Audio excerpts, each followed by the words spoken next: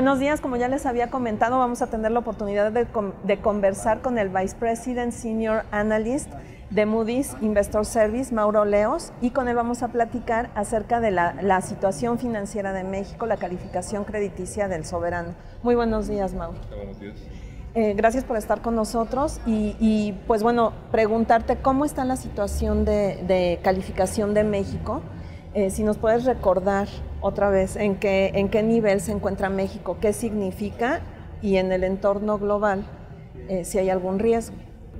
Bueno, no únicamente es que México es grado de inversión, sino el año pasado aumentamos la calificación al nivel de A, y esto es significativo porque hay pocos países latinoamericanos que se encuentran o que se han encontrado ese nivel. Anteriormente había sido únicamente Chile, ahorita tenemos a México y a Perú. Entonces, únicamente 3 países han llegado a ese nivel. Y lo que un nivel de A quiere decir es que los riesgos son bajos de verdad, comparables a los que vemos más bien en economías asiáticas o europeas. Asignamos una calificación de A3, que es el nivel de entrada en la categoría de A, y además pusimos una perspectiva estable.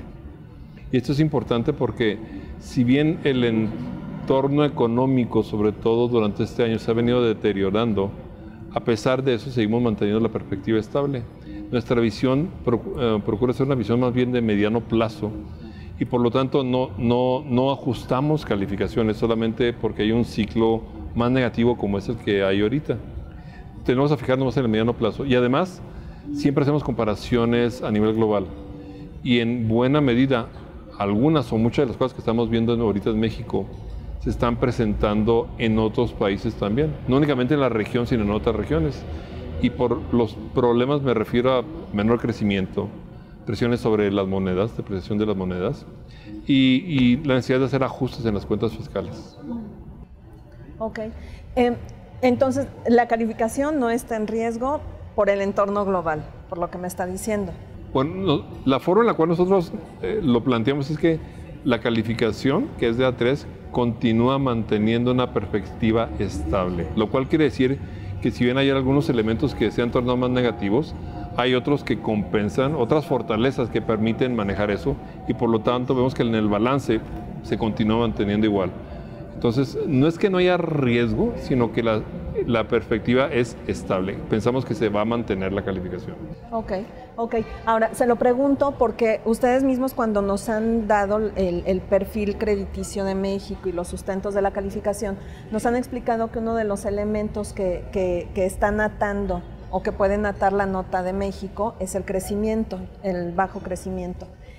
Vienen años o viene un próximo año de un bajo crecimiento nuevamente, sería el cuarto consecutivo de esta administración y además, bueno, el entorno del precio del petróleo que está afectando nuestras finanzas públicas. Quisiera preguntarle cómo evalúan estas dos situaciones para decir, aún así la calificación es estable. El enfoque de crecimiento que nos llevó a aumentar la calificación estuvo orientado más bien a una visión de mediano plazo y que estaba muy estrechamente vinculada a las reformas que se hicieron. En particular yo diría, o en mayor grado, la reforma energética.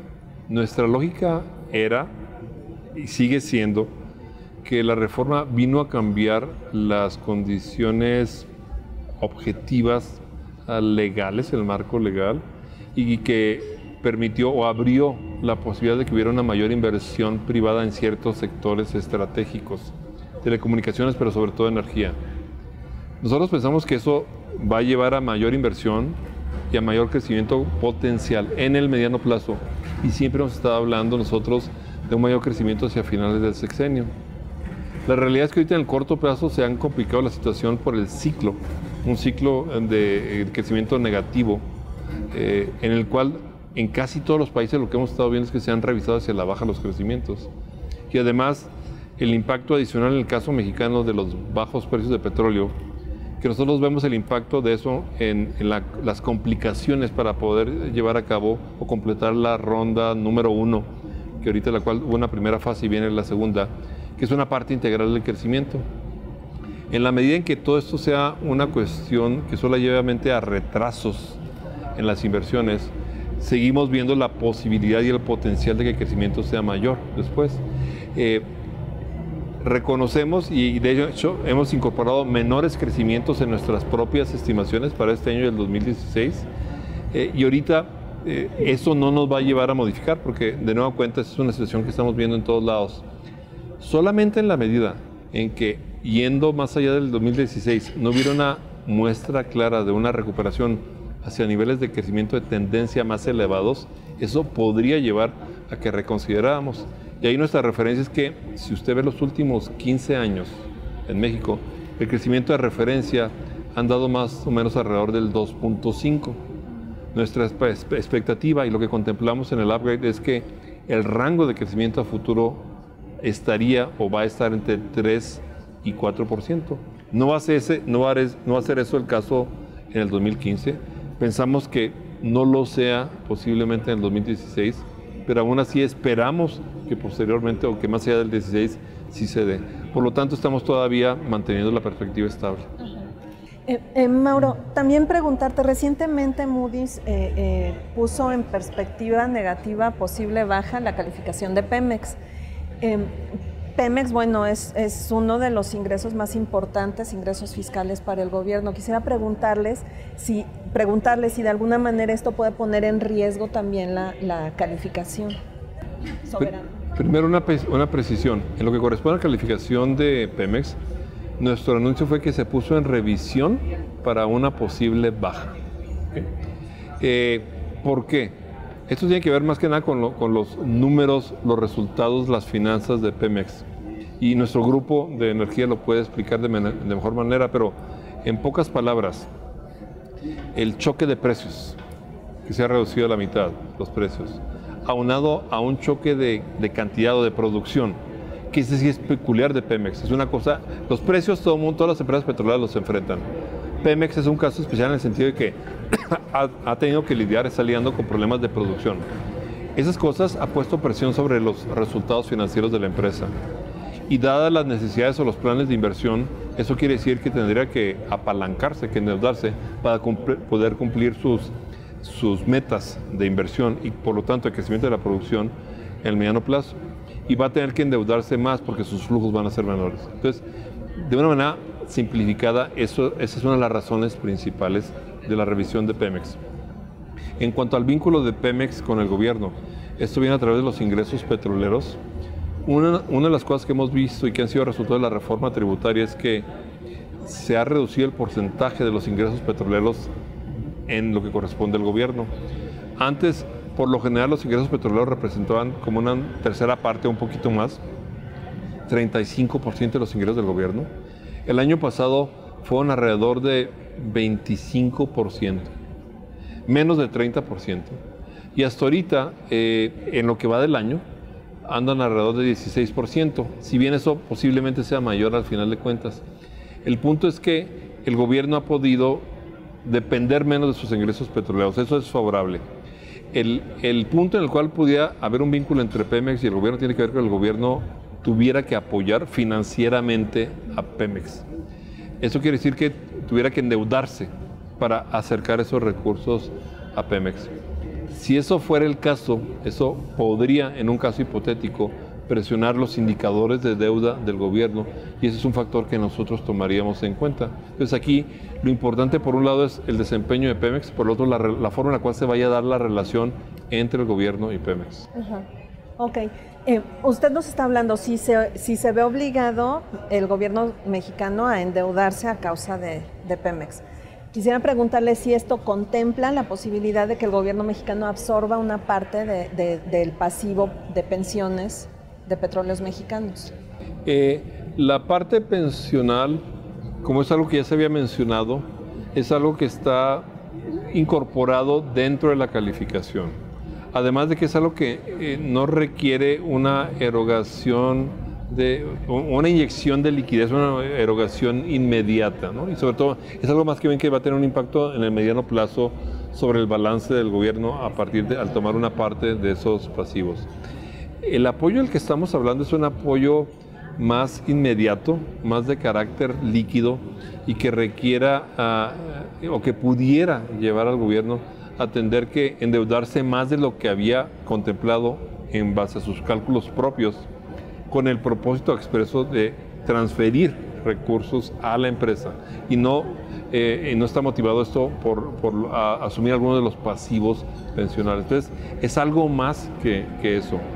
Y uno podría decir que en sentido estricto no es que tenga la obligación el gobierno de hacerlo, sino más bien es entender, y esperamos que el presupuesto nos defina algo, cuál es la decisión del gobierno en cuanto de apoyar, considerando que hay varias formas de apoyo, una de las cuales puede ejercer y que aparentemente está contemplándose el apoyo a través de la banca, de los bancos públicos, para acercarle recursos a la empresa. Entonces, esto es algo que estamos viendo, pero no, el apoyo no tiene que ver con el tema pensión. Muy bien. Mauro, en cuanto al manejo de deuda, de deuda pública de México, también la duda que nos surge es, llegaron muchos capitales foráneos, hay el riesgo de subida de tasas de interés, por la situación económica se ha tenido que subir el endeudamiento. En este sentido, ¿cuáles son los riesgos que ustedes observan solo en el manejo de deuda? Bueno, yo creo que más que un riesgo de que suban, las tasas de interés van a subir. El FED va a subir las tasas. La duda que tenemos nosotros es, que tiene todo el mundo, es ¿cuándo? Si es en septiembre, si es en octubre. Pero todo parece indicar que ya está a punto de tener lugar. Todo parece indicar que también va a ser un aumento pausado de 25 puntos base poco a poco. A pesar de que esto ha sido algo muy cantado, muy anunciado, de todas maneras hay un elemento de inquietud en los mercados de qué va a pasar cuando de verdad pase. Y es posible que cuando pase se normalicen, se tranquilicen más los ambientes. Y el Banco de México ha indicado que va a seguir casi de la mano al FED. Entonces, las tasas de interés van a subir. Pensamos que el gobierno mexicano tiene acceso suficiente a mercados a costos razonables. Lo beneficia el que tenga una calificación elevada. Es uno de los pocos países en la región que tiene una calificación de A3. Entonces eso le da un alivio en lo que son las tasas de interés en mercados internacionales. Y por último, en lo que corresponde a los no residentes, o sea, inversionistas extranjeros que vienen acá a México y compran títulos del gobierno mexicano acá, denominados en pesos, ¿no? Siempre creo que todos lo hemos identificado como una vulnerabilidad potencial. La realidad es que a pesar de que ha habido varios choques de diferente índole, externos, financieros, los de petróleo, Grecia, se han mantenido aquí. Los residentes siguen estando aquí. No han bajado sus tenencias, no han liquidado posiciones. Entonces eso pudiera ser una indicación de que esos fondos son más estables de lo que lo hemos pensado hasta ahorita. A pesar de toda la volatilidad que hay en los mercados financieros internacionales, los fondos están ahí. Siempre hay un elemento de riesgo, pero parece ser que entonces ese es un elemento de riesgo relativamente acotado, que además hay que considerar el hecho de que México tiene la capacidad de acceso a la línea del fondo, que eso le permitiría compensar. Entonces, sigue siendo un elemento de riesgo, como digo, acotado y que hasta ahorita se ha mantenido. Entonces, en la parte financiera, lo que es manejo de deuda, vemos que lo que vemos es consecuente con la calificación que tiene el país, que es A3. Perfecto. Muy bien, pues muy buena noticia. Finalmente, nada más preguntarle, el perfil de deuda de México, ¿cómo está? Si también se mantiene estable y sin riesgo. A ver, no existe ningún perfil que no tenga riesgo. Tal vez el que más se acercaría a eso en un caso extremo sería Estados Unidos. Todo el mundo tiene riesgo, es cuestión de qué tanto riesgo hay. Y la forma de ver riesgo, o sea, hay dos formas simples de ver riesgo. Uno es la duración, o sea, cuál es la edad promedio de la deuda, ¿no? La otra que es importante para nosotros es cuál es la composición de monedas en cuanto a la deuda. En lo que corresponde a composición por monedas, ha venido a través del tiempo, en los últimos años, bajando el porcentaje de deuda en moneda extranjera, más que nada en dólares, que tenía el país. Eso es bueno porque quiere decir que no está tan afectado el gobierno por cambios, por modificación de tipo de cambio como es ahora. En el caso de México, ese porcentaje ahorita es de alrededor de 20%. Para economías emergentes, ese porcentaje anda como entre 30 a 40%. Entonces, eso quiere decir que en el contexto de economías emergentes, México está más bien del lado bajo y por lo tanto menos expuesto que otros países a choques cambiarios.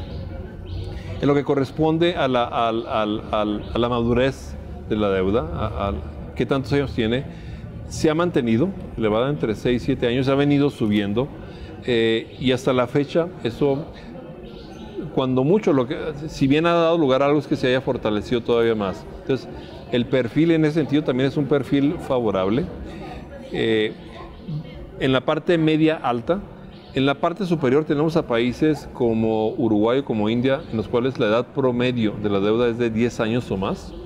México anda entre 6 y 7 años, que es razonable. Hay otros países que andan entre 4 o 5 años. Entonces, pensamos de nueva cuenta que tanto en lo que corresponde a la composición por moneda, como lo que es la madurez de esa deuda, que ha venido aumentando, es consistente y apoya la calificación. Muy bien, muy bien. Pues Mauro, muchísimas gracias como siempre por haber estado con nosotros. Y pues a ustedes los invito por favor a que sigan la siguiente cápsula en donde vamos a tener la oportunidad de conversar acerca de la situación financiera, de Pemex y la calificación que tiene en Moody's.